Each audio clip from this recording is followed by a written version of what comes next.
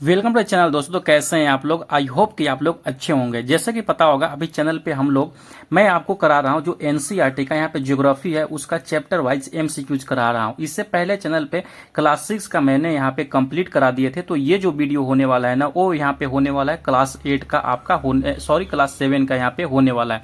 इसमें हम क्लास 7 का जो भी चैप्टर वाइज एमसीक्यूज है मैं उसको आपको कराने की कोशिश करूंगा, जो कि आपका आने वाले टीआरई के लिए बेहद ही बहुत ही यहाँ पे इंपॉर्टेंट है।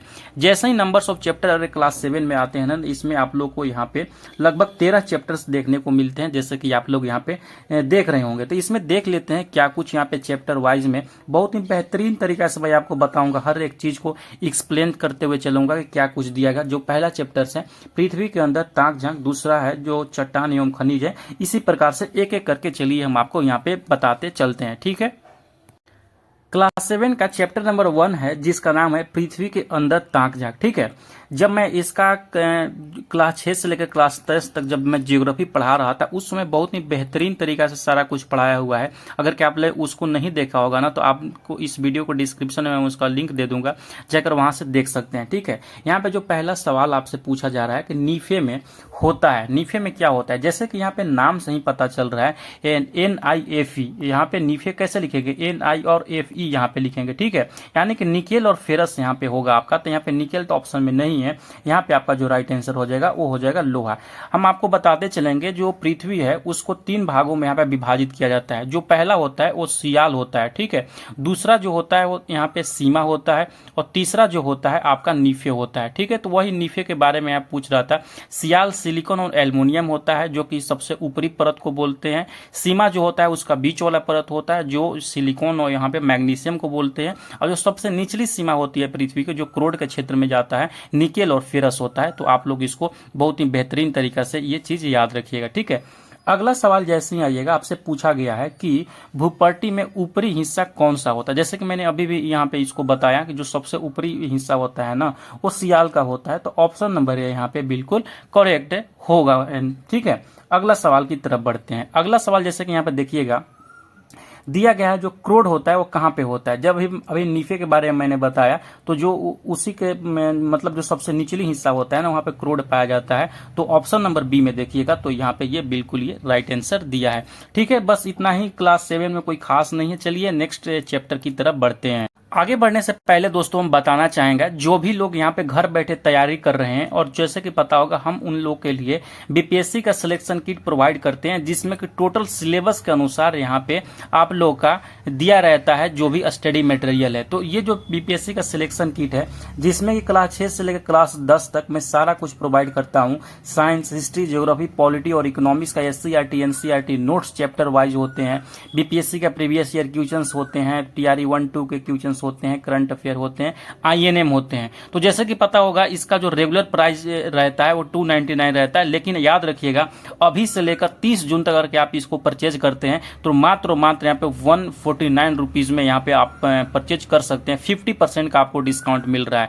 आपको इसको डिस्काउंट लेने के लिए क्या करना होगा, आप जब पेमेंट करते हैं पेमेंट पेज पर जाने के बाद वहां पर न्यू 50 करके आप ये कूपन कोड अप्लाई कीजिएगा। जैसे कि यहाँ पे देखिएगा मैं यहाँ पे लिख दिया हूँ। आप जैसे ही अप्लाई करते हैं ना तो आपका यहाँ पे जो पैसा होगा 149 हो जाएगा। तो आप जाके एप्लीकेशन डाउनलोड करके, डाउनलोड का लिंक जो होगा मैं यहाँ पे चैनल के डिस्क्रिप्शन में, वीडियो के डिस्क्रिप्शन में दे दूंगा। वहां से जाकर ये एप्लीकेशन को डाउनलोड कर लीजिए और फिर वहां से इसको परचेज कर सकते हैं। बहुत ही बेहतरीन है, इससे बहुत सारे सवाल देखने को मिलते हैं, ठीक है। यहाँ पे दूसरा चैप्टर जो निकल कर सामने आ रहा है जिसका नाम है चट्टान एवं खनिज, ठीक है। इसमें पहला सवाल है आपका कि इनमें रूपांतरित चट्टान कौन है। रूपांतरित चट्टान दोस्तों एक चट्टान से तोड़ने मोड़ने के बाद जो बनता चट्टान है उसको बोलते हैं रूपांतरित चट्टान। यानी कि जो यहाँ पे जब संगमरमर देखिएगा तो ये एक रूपांतरित चट्टान है, आप लोग याद रखिएगा। फिर आता है कि बेसाल्ट किस प्रकार की चट्टाने हैं। तो जो यहाँ पे बेसाल्ट चट्टान है ना वो आपका यहाँ पे बेसाल्ट चट्टान जो है वो आग्नेय चट्टान है। आप लोग इसको अच्छे से याद रखिएगा। आग्नेय में एक और पूछा जाता है ग्रेनाइट के बारे में ठीक है, कि ग्रेनाइट किस प्रकार का चट्टान होता है। तो याद रखिएगा जो ग्रेनाइट भी होता है ना, ग्रेनाइट भी आपका यहाँ पे आग्नेय चट्टान होता है जो कि बहुत ही इंपॉर्टेंट होता है, ठीक है। उसके बाद जो अवसादी चट्टान के बारे में बोल रहा है इसको परतदार चट्टान भी बोलते हैं। और साथ ही साथ जो भी यहाँ पे अवशेष वगैरह मिलते हैं, जो भी तेल वगैरह मिलते हैं वो सब अवसादी चट्टान में ही मिलते हैं, आप लोग याद रखिएगा, ठीक है। नेक्स्ट क्वेश्चंस की तरफ बढ़ते हैं। नेक्स्ट क्वेश्चंस पे जैसे ही आइएगा, यहाँ पे दिया गया है चट्टानों के रूपांतरण में किसका योगदान होता है, तापमान का, दबाव का, या रासायनिक द्रव्य का, उपयुक्त में से सभी। तो जो भी चट्टान बनते हैं ना, उसको बनने की बहुत बड़ा प्रक्रिया होती है, उस पर बहुत ज़्यादा तापमान काम करता है, बहुत ज़्यादा दबाव काम करता है, और जो रासायनिक द्रव्य है उस पर भी वो यूज होता है। तो यहाँ पे जो आपका जो राइट आंसर हो जाएगा उपयुक्त में से सभी, ये बिल्कुल इसका ये राइट आंसर होगा। ठीक है, चैप्टर नंबर 3 में जैसे ही आइएगा, जिसका नाम है आंतरिक बल एवं उससे बनने वाली भू आकृतियां। ठीक है, यहाँ पे पहला सवाल जो पूछा जा रहा है आपसे कि छोटा नागपुर क्या है। आपको पता होगा जो छोटा नागपुर का एक पठार है जो कि झारखंड राज्य में अवस्थित है। अगला सवाल यहाँ पे निकल कर सामने आता है, दूसरा नंबर क्वेश्चन क्या है कि भू सतह पर भूकंप के केंद्र के ऊपर स्थित स्थान को क्या कहा जाता है। तो जो भूकंप का क्षेत्र होता है ना, उसके जो ऊपर स्थित स्थान होता है उसको अधिकेंद्र होता है, आप लोग याद रखिएगा। ठीक है, जो नीचे जहां से निकलता है, यहाँ से जहां से मतलब उत्पन्न होता है भूकंप, उसको फोकस बोलते हैं। आप लोग इसको भी अच्छे से याद रखिएगा। ठीक है, क्रेटर जो होता है दोस्तों, ये ज्वालामुखी के मुंह को बोलते हैं क्रेटर। ठीक, और अगला सवाल आता है यहाँ पे कि भारत को कितने भूकंप तीव्रता के क्षेत्रों में बांटा गया है। तो याद रखिएगा जो इसको बांटा गया है ना, वो 5 क्षेत्रों में बांटा गया है। मैं थोड़ा सा यहाँ पे बताते चलता हूँ, इसको 5 क्षेत्रों में बांटा गया है आपको। ठीक है, अगला अगर के सवाल देखिएगा तो सवाल है ना आपका कि यहाँ पे कि सतपुड़ा पर्वत का उदाहरण है, यानी कि सतपुड़ा किस प्रकार के पर्वत है। तो आप लोग याद रखिएगा जो ये सतपुड़ा है ना, एक यह अवशिष्ट पर्वत है। ठीक है, कौन सा पर्वत है, तो अवशिष्ट पर्वत है। आप लोग इसको अच्छे से याद रखिएगा। अगर ऑप्शन में देखिएगा तो ऑप्शन में नहीं दिया गया है, ये यहाँ पे दिया गया है जो कि ब्लॉक पर्वत दिया गया, जो कि ये नहीं होगा, ये अवशिष्ट पर्वत होगा। आप लोग इसको याद रखिएगा। ठीक है, नेक्स्ट चैप्टर है आपका कि वायुमंडल एवं इसका संगठन। ठीक है, पहला सवाल इस चैप्टर का है कि पृथ्वी के सतह से ऊपर की ओर जाने पर सांस लेना कठिन होता है क्योंकि। आपको पता होगा जैसे जैसे हम पृथ्वी के सतह से ऊपर उठते जाते हैं, वहां पे ऑक्सीजन की मात्रा कम होती जाती है, और एक ऐसा समय आता है जैसे कि 16 किलोमीटर के ऊपर जाने के बाद यहाँ पे ऑक्सीजन की मात्रा बिल्कुल ही खत्म होने लगती है। तो अगर ऑप्शन में देखिएगा तो ऑप्शन में क्या बोल रहा है, ऑप्शन नंबर डी में यहाँ पे कि वातावरण में ऑक्सीजन की मात्रा कम हो जाती है। तो बिल्कुल ये राइट आंसर हो जाएगा आपका कि ऊपर में यहाँ पे ऑक्सीजन की कमी कम हो जाती है। फिर जो अगला सवाल देखिएगा तो इसमें दिया गया है, क्या दिया गया है कि पहले कौन सा भाग गर्म होता है। जब यहाँ पे क्लास 7 में जब बुक्स पढ़ेगा एनसीईआरटी एससीईआरटी का ना, तो उसमें वहाँ पे स्थलीय समीर और यहाँ पे एक समुद्री समीर पढ़ने को मिलता है। तो जब वहाँ पे जब मैं पढ़ा रहा था, मैं उस समय बताया था कि जो स्थल होता है बहुत ही जल्दी यहाँ पे गर्म होता है। तो यही सवाल पूछ रहा है कि सबसे पहले कौन हिस्सा गर्म होता है, तो वो होता है स्थल सतह। ऑप्शन नंबर बी बिल्कुल ये करेक्ट आंसर यहाँ पे होगा। फिर अगला जो क्वेश्चन है, तीसरा नंबर क्वेश्चन कि वायुमंडल में ऑक्सीजन की मात्रा कितनी है।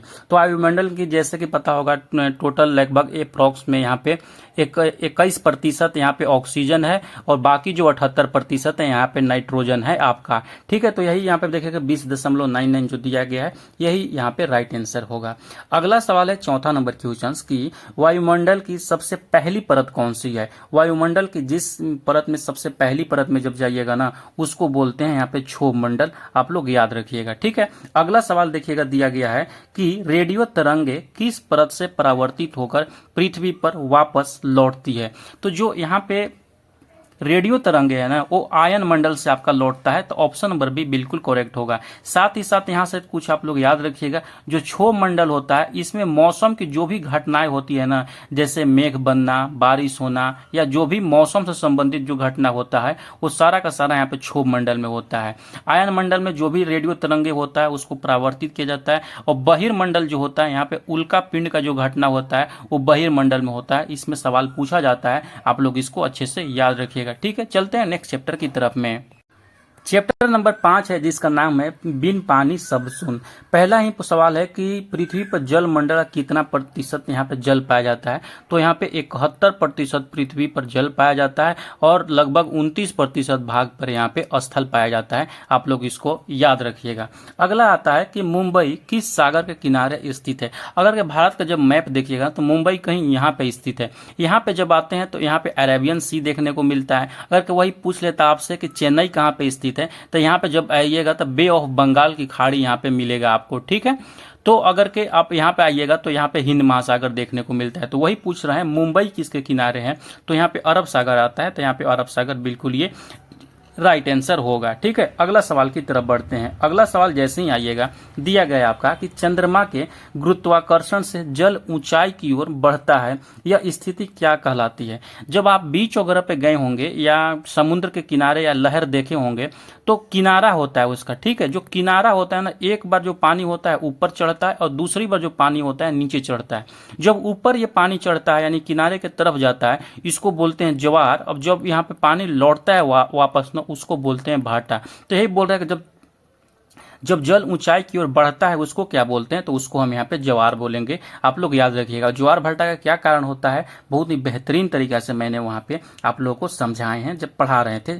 6 घंटे का क्लास मैंने लिए हैं, जो कि पूरे का पूरा यहाँ पे आपका क्लास 6 से लेकर क्लास 10 तक का मैंने ज्योग्राफी पढ़ाए हैं। तो जाकर चैनल पर देखकर आप लोग उसको वीडियो को कंप्लीट कर लीजिएगा।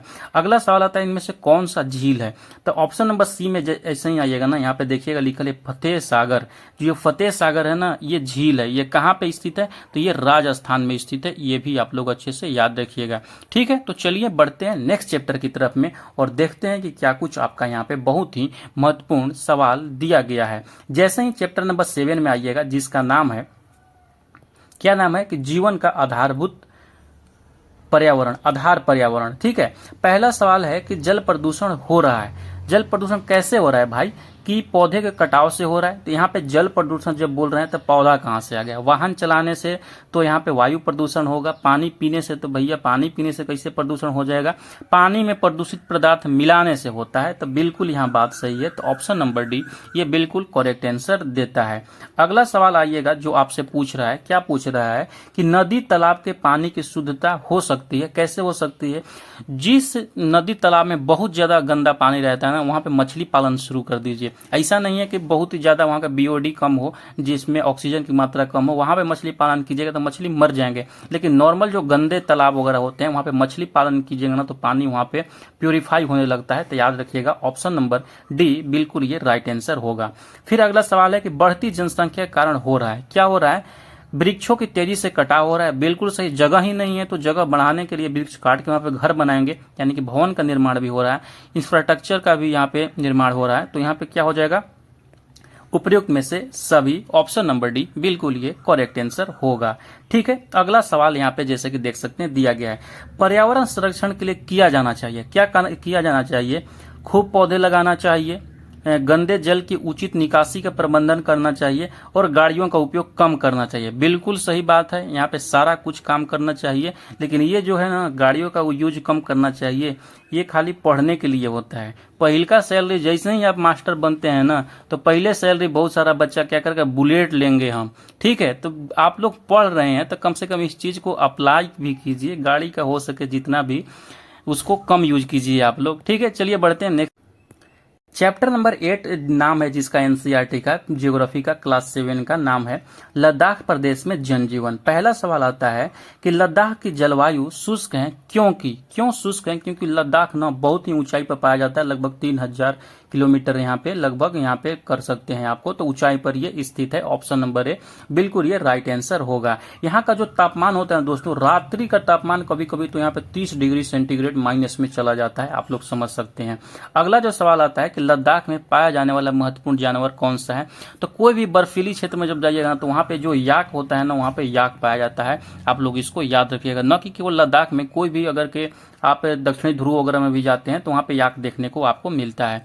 अगला जो सवाल यहाँ पे निकल कर आ रहा है कि कश्मीर से लद्दाख होते हुए तिब्बत को जोड़ता है, तो ये जो जोड़ता है ना, ये काराकोरम दर्रा जोड़ता है, आप लोग याद रखिएगा। और सबसे बहुत बढ़िया बात है यहाँ पे नाथुला कर लीजिएगा। ये नाथुला जो दर्रा है ना, ये सिक्किम में पाया जाता है, आप लोग याद रखिएगा। सवाल कभी कभी भर भर के ये पूछ देता है कि नाथुला दर्रा कहाँ पे है। उसके बाद जो ये रोहतांग दर्रा है, रोहतांग दर्रा आपको हिमाचल प्रदेश में स्थित है, आपको इसको भी याद रहना चाहिए। और जो यहाँ पे जोजिला दर्रा है ना, ये लद्दाख को कश्मीर से जोड़ता है, लद्दाख को कहाँ से, कश्मीर से जोड़ता है, तो आप लोग इसको भी याद रखिएगा। बहुत ही VVI ये तीनों का तीनों सवाल बहुत ही इंपॉर्टेंट है। अगला सवाल देखिएगा तो दिया गया है कि लद्दाख में बहने वाली नदियां कौन सी है, तो जो लद्दाख में बहने वाली जो नदियां हैं ना, वो सिंधु और श्योक नदी हैं, आप लोग यहाँ पे याद रखिएगा। तो ऑप्शन नंबर बी बिल्कुल ये राइट आंसर होता है। नेक्स्ट चैप्टर की तरफ बढ़, चैप्टर नंबर 9 है जिसका नाम है मानव पर्यावरण पर्यावरण थार प्रदेश में जनजीवन। तो इसमें थार प्रदेश के बारे में पढ़ने को मिलता है। तो देख लेते हैं क्या कुछ मोस्ट इंपोर्टेंट सवाल है। पहला सवाल है कि थार का रेगिस्तान फैला हुआ है। ये जो फैला हुआ है ना, वो गुजरात और राजस्थान के क्षेत्र में फैला हुआ है। तो आप लोग इसको अच्छे से याद कीजिएगा। जो सफा होते हैं, सफा क्या होता है, राजस्थान के क्षेत्र में जब जाइएगा तो वहाँ पे लोग पगड़ी बांध के रहता है। कोई भी राजस्थान से मेरा वीडियो दिख रहा होगा तो आप बताइएगा कि मैं सही बोल रहा हूँ या नहीं। वहाँ पे जो ये पगड़ी बांध के रहता है लोग ना, उसको सफा बोलते हैं। तो वही यहाँ पे देखिएगा ऑप्शन नंबर सी में दिया गया है कि सिर पर बांधने वाली जो पगड़ी होता है उसको यहाँ पे सफा बोलते हैं। उसके बाद जो सवाल दिया गया है कि थार प्रदेश में पाया जाने वाला खनिज कौन सा है। जो थार प्रदेश में यहाँ पे पाया जाता है ना, वो संगमरमर और जिप्सम वगैरह पाया जाता है। तो देख लेते हैं ऑप्शंस में यहाँ पे क्या दिया गया है। तो अगर के आइएगा तो ऑप्शंस में यहाँ पे दिया गया है ऑप्शन नंबर सी में ही कि संगमरमर और जिप्सम यहाँ पे पाया जाता है। और उसके बाद चौथा नंबर जो क्वेश्चन है कि नया लिस्तान का अर्थ क्या है। तो जो नया लिस्तान है ना, रेगिस्तान का ऐसा क्षेत्र जहाँ पे कुछ पानी वगैरह, कुछ हरियाली वगैरह पाया जाता है, उस क्षेत्र को वहाँ पे हम बोलते हैं नया लिस्तान बोलते हैं। आप लोग याद रखिएगा। तो ऑप्शन नंबर सी यहाँ पे ये बिल्कुल राइट आंसर आपका होगा। फिर बढ़ते हैं नेक्स्ट चैप्टर की तरफ में। नेक्स्ट चैप्टर जैसे ही आइएगा जिसका नाम है कि हमारा पर्यावरण अपना प्रदेश बिहार। तो यहाँ पे बिहार के बारे में है। सवाल पूछ रहा है कि बिहार के पूरब में क्या स्थित है। पूरब में जब जाइएगा यहाँ पे तो आपका यहाँ पे क्या स्थित है, ये पश्चिम बंगाल स्थित है। आप लोग याद रखिएगा ऑप्शन नंबर ए बिल्कुल राइट आंसर होगा। अगर बिहार का आप चौहद्दी देखते हैं तो यहाँ पे जो पूर्व में स्थित है ना, वो वेस्ट बंगाल स्थित है। पश्चिम में जो स्थित है वो उत्तर प्रदेश स्थित है। और अगर के आप यहाँ पे दक्षिण में जाते हैं, यहाँ पे झारखंड स्थित है। और अगर के उत्तर में आप जाते हैं तो यहाँ पे नेपाल स्थित है। आप लोग को ये चीज पता होना चाहिए। बिहार से अगर के वीडियो देख रहे हो तो वही ये सवाल दे रहा है। अगला सवाल आता है कि मधुबनी पेंटिंग जुड़ी हुई है। तो जो मधुबनी पेंटिंग जो जुड़ी हुई है ना, वो मिथिला क्षेत्र से जुड़ा हुआ है। आप लोग याद रखिएगा ऑप्शन नंबर डी बिल्कुल ये करेक्ट आंसर होगा। उसके बाद आता है यहाँ पे तीसरा नंबर सवाल कि जमालपुर में क्या अवस्थित है। जमालपुर के नाम से ही बहुत सारे लोगों को दिमाग में आता होगा अरे वहाँ पे तो बहुत पुराना रेल कारखाना है। आप लोग याद रखिएगा। तो यहाँ पे क्या है, रेल कारखाना है। कितने के लोग तो फैमिली के लोग भी यहाँ पे काम करते होंगे इस रेलवे वर्कशॉप में। ठीक है, तो बढ़ते हैं नेक्स्ट चैप्टर की तरफ, देखते हैं क्या कुछ इंपोर्टेंट दिया। अगला चैप्टर है जो दिया गया है कि मानव पर्यावरण तटीय प्रदेश केरल में जनजीवन। केरल के बारे में पढ़ना है। पहला सवाल दिया गया है कि केरल प्रदेश की जलवायु कैसा है। तो वहाँ की जो जलवायु है ना, उष्ण जलवायु है। आप लोग यहाँ पे याद रखिएगा। फिर आता है केरल में नहीं उपजाया जाता है। तो केरल में क्या नहीं उपजाया जाता है, तो वो जो है यहाँ पे जूट का जो खेती होता है दोस्तों, वहां पे जूट का खेती नहीं होता है। आप लोग याद रखिएगा। फिर बढ़ते हैं नेक्स्ट चैप्टर की तरफ में। नेक्स्ट चैप्टर नहीं, नेक्स्ट सवाल की तरफ में। नेक्स्ट सवाल जैसे ही आइएगा आपको दिया गया है, क्या सवाल दिया गया है कि साइलेंट वैली यहाँ पे कहाँ पे पड़ता है। तो जो साइलेंट वैली पड़ता है ना, वो पश्चिमी वेस्टर्न घाट में पड़ता है। तो यहाँ पे ऑप्शन नंबर बी बिल्कुल ये राइट आंसर होगा। फिर आता है कि सबरीमाला क्या है। सबरीमाला मंदिर है, एक तीर्थ स्थान है। आपको सबको पता होगा, कुछ साल पहले इसमें बहुत कंट्रोवर्सी चल रही थी। तो ऑप्शन नंबर ए यहाँ पे बिल्कुल ये राइट आंसर होगा। फिर बढ़ते हैं नेक्स्ट चैप्टर की तरफ में। नेक्स्ट चैप्टर जैसे ही आइएगा वहां पे दिया गया है, क्या दिया गया है आपका कि 12वां नंबर चैप्टर है कि मौसम और जलवायु। पहला नंबर सवाल है कि वर्ष भर एक ही दिशा में बहने वाली पवन को क्या बोलते हैं। जब एक ही दिशा में पवन बहेगा, जिंदगी भर वैसे ही बहेगा, तो भैया अस्थाई पवन हो जाएगा। वो बहुत ही अस्थाई आदमी हो चुका है। अगला है सवाल यहाँ पे कि जलवाष्प का जल रूप में बदलने की क्रिया क्या कहलाती है। उसको कहा जाता है संघनन। ऑप्शन नंबर बी बिल्कुल ये राइट आंसर होगा।